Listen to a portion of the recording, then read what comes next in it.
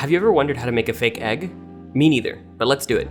So for months and months and months and months now, my friend has been asking me to make a fake egg, or feg as she calls it, so let's do it. Now the only goal here was to make something that looked as close as possible to an egg, but wasn't an egg. Now what I was able to make after a few trials and tribulations wasn't too bad in my opinion, and for this, I thought the easiest way to do this would be to make a hard-boiled type egg. Now along the process of trying to perfect this, I accidentally found out how to make a fried egg as well, but we'll get into that a little bit later. Now for this recipe, I'm gonna be using gelatin, but honestly, I don't think that's a hard requirement, and I'm pretty sure you could do the exact same recipe using agar, and you could end up with a vegan feg. All right, enough blathering, let's make a feg. So the first thing we need to do is focus on the egg yolky bit. Now to do this, as I said, I'm gonna be using gelatin, and I got a big old tub of gelatin, which will give us that nice eggy kind of bouncy texture. Now gelatin comes in several different types, but honestly, after years of playing with different types of gelatin, I think powdered gelatin is just the easiest to work with. Now the first thing you wanna do is hydrate this gelatin. Now the amount of gelatin versus liquid that I use will really determine the final consistency of this fake egg. Adding too little would make kind of a liquidy, jello-y kind of egg, and adding too much would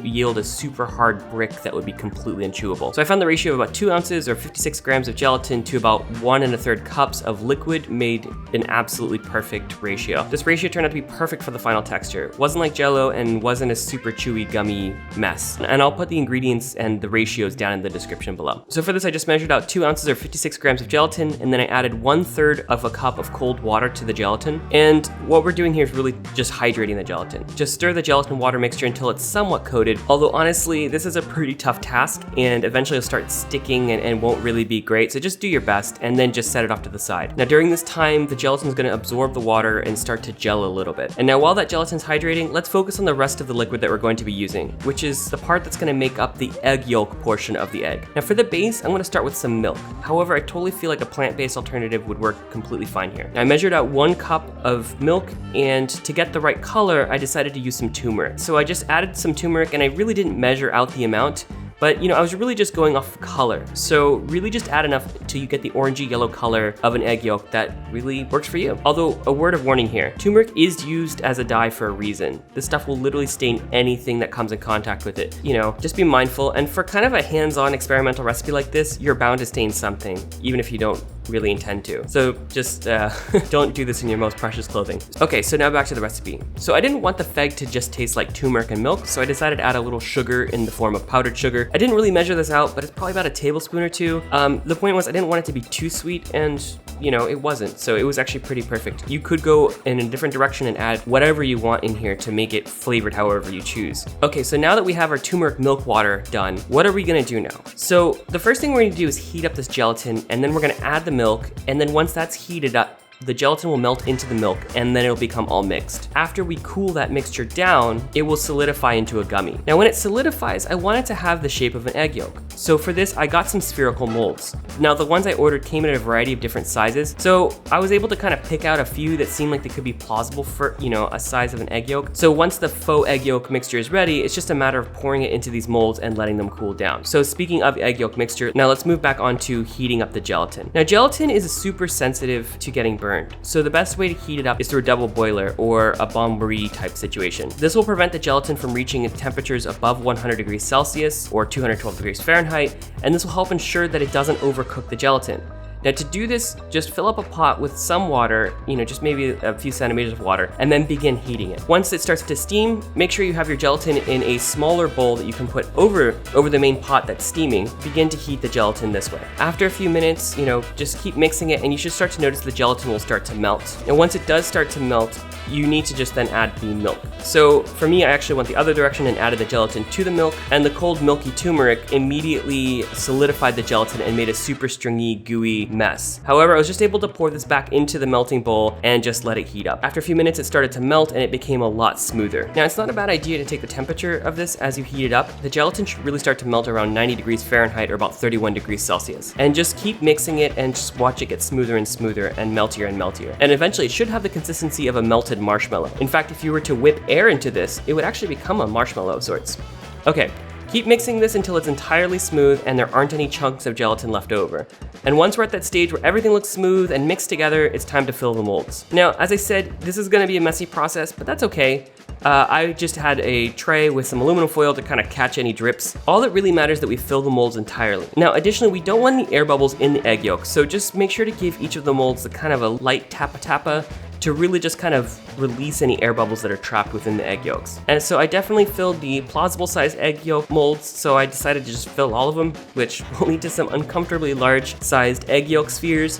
But you know, that'll be fun. So once everything was filled and we did the old tappa, it's time to cool them down in the fridge. So a few hours later, after they've been cooling in the fridge, I pulled the egg yolks out and they look like this. Wouldn't say they're not half bad. Now, honestly, the color isn't 100%, but they're not too far off. Now that we have the egg yolks done, it's just a matter of doing the egg whites. Repeat the same process of hydrating 56 grams or 2 ounces of gelatin with 1/3 cup of water. It's just then a matter of heating up the gelatin in the double boiler. And then this time I just added the milk directly to the melting bowl, which I think is probably the easier way. And then I just added some powdered sugar so that it was, had some flavor. Now, while this heats up, let me show you the molds that I'm gonna be using for the actual eggs. Now, this time for the eggs, I found these egg-shaped molds online, and these seem actually pretty perfect. So to actually make the eggs, it's just a matter of tossing in the little egg yolks we made earlier into these molds and then just pouring the egg white mixture in. Now, where the egg yolks positioned inside of this mold relative to the rest of the egg whites will be somewhat random and kind of at the mercy of gravity. Now, I had thought about using a piece of string or something to kind of suspend the egg yolk in the middle of the egg. However, I really didn't want to deal with removing that string and having that little hole left over. So in the end, this method worked out pretty well, although, maybe there's room for improvement in the future. Now let's look back at our egg whites. Now just keep checking in on it and make sure that it doesn't get too hot. And once it kind of reaches that smooth, melted marshmallow consistency, it's done. Now it's just a matter of pouring the egg white mixture into the egg yolk stuffed molds. And at this point, it's just a matter of tapping out any air bubbles and letting this stuff. So a few hours later, I pulled these bad boys out of the fridge and removed them from the egg molds, and you can definitely see it didn't go as I planned. Now, honestly, they weren't a total failure, but this definitely won't be fooling anybody. Now, the reason for this in retrospect is kind of obvious, and I'm kind of surprised I didn't see this to begin with. Once I poured in the hot egg white mixture into the molds, it began to melt the egg yolks nestled inside of the molds. And this caused them to kind of mix and the colors to just get all wonky. But this is why this channel is called Flavor Lab. It's based on experimentation, and experimentation will always have a few mistakes, and that's totally fine. The point now is really just to try to figure out how we can make this better. Now, behind the scenes, I did a lot of research on what I could do to make this a little better, but the answer actually turned out to be really simple. So let's just quickly go through this entire process again, and I'll show you what I did to solve the problem. So let's just make the egg yolks again with the gelatin and turmeric and milk mixture, pour them into the molds, let them cool, and then we're gonna stuff those fake egg yolks inside of an egg mold. Then we're gonna make the egg whites again, following the same exact process. Now this time, to actually solve the problem I had last time, the goal here is to simply cool down this egg white mixture to as cool as it will go while staying somewhat viscous. So I just started by placing the egg whites over a ramekin, while I got a bowl of cold water to kind of help cool it down. And in the process of coming back to the table, I bumped the table and spilled egg whites all over the table. However, this turned out to be something else that can happen in a lab, a happy accident. So initially I was kind of miffed that I lost so much of the egg white mixture that I had worked so hard on. However, it made me realize that if I did this intentionally, as the egg white cooled, it kind of looks like a fried egg, minus the egg yolk. So to make a fried egg, all I had to do was take one of the fake egg yolks that I made earlier, slice off a bit of it, pour some of the egg white mixture onto a greased plate, let it slightly cool, then add the sliced egg yolk, and voila, we have ourselves a fake fried egg. So that was pretty cool. Okay, so now back to our main project. So to get the egg whites cooled down, I just used a bigger bowl of cold water, and I just kept mixing the egg white mixture and bringing the temperature down. I'm just gonna keep doing this until we bring the temperature down to about 80 degrees Fahrenheit or 26 degrees Celsius, which is below the melting point of gelatin, but not so cold that it starts to set and firm up. Now, once it reached this kind of Goldilocks temperature, I poured the egg whites into the molds. Then it was just a matter of cooling them down and pulling them out. And as we pull them out, we can see that we did it. Now, I do think there's probably some smart way of making sure that egg yolk is in the correct position, but for right now, I'm pretty satisfied with these. I'm also super happy with that little happy accident of making a fried egg. And honestly, both of these fake eggs, I think turned out pretty cool. And I think it's a great springboard for trying to experiment and make a better version. I mean, after all, that's what this channel's all about. Now, honestly, I don't know why you would want to make these, but hey, it was pretty fun. And honestly, it's a pretty low risk way of learning how to use gelatin. All right, well, I hope you enjoyed this video, and if you did, please consider subscribing. There are more videos heading down the pike, and I hope to see you all soon. Bye.